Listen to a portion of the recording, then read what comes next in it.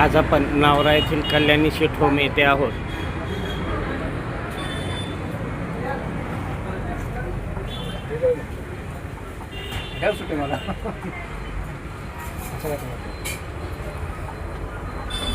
बहुत बढ़िया दुकान बनाया यार सेठ जी, बहुत बढ़िया दुकान है. बहुत बढ़िया दुकान है आपका. कितना शाखा है नावरा में? आपका कितना शाखा है वो मालिक?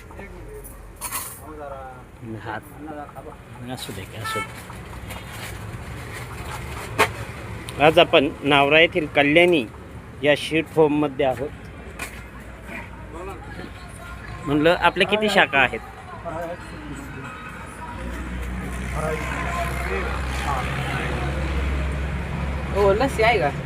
किती शाखा आहेत आपल्या?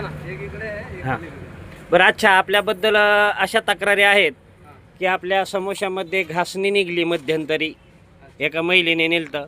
त्याच्यानंतर एका बुंदीमध्ये आता लोकांना उलट्या जुलाब झाल्या बुंदी नेल्यामुळं. तर आता सध्या तुमच्या नावऱ्यामध्ये खूप काही चर्चा चालली व्हॉट्सअप ग्रुपला.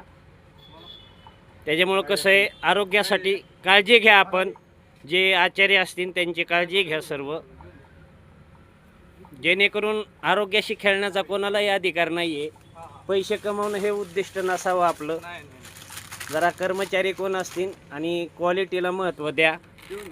अन्यथा आपल्याकडे नक्कीच फुडसवाले भेट देऊन जात असतील, परंतु काहीतरी समझोता होत असेल, आर्थिक व्यवहार होत असेल, हप्ता हा चालू असेल. त्याशिवाय पुण्यावरून इथपर्यंत येईपर्यंत अधिकाऱ्यांना असे स्वीट होम का दिसत नाहीत, हे अतिशय महत्त्वाचं आहे.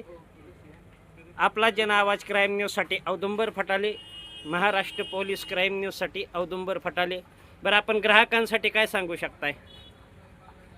येथून पुढील काळात सेवा कशी देणार?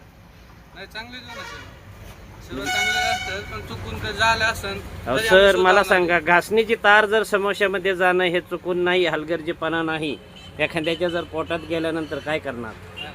बरं, 20 रुपयाचा समोसा असेल इथं 15 रुपये जरी असेल तर याचा अर्थ आपण काळजी कितपत घेता हे तितकंच महत्त्वाचं आहे. आता या काही चांगल्या प्रतिष्ठित व्यक्तीने बुंदी नेलती आपल्या इथून कार्यक्रमासाठी, तर ते बुंदी खराब लागल्यामुळं त्यांना ते उलट्या जुलाब झाल्या. तर असे गैरप्रकार नाही झाले पाहिजे ना. त्याबद्दल आपण काय सांगू शकता नावरावासियांना, ग्रामस्थांना? आज सध्या नावऱ्यामध्ये खूप चर्चा चाललेली आहे आपल्या शीट होम बाबत.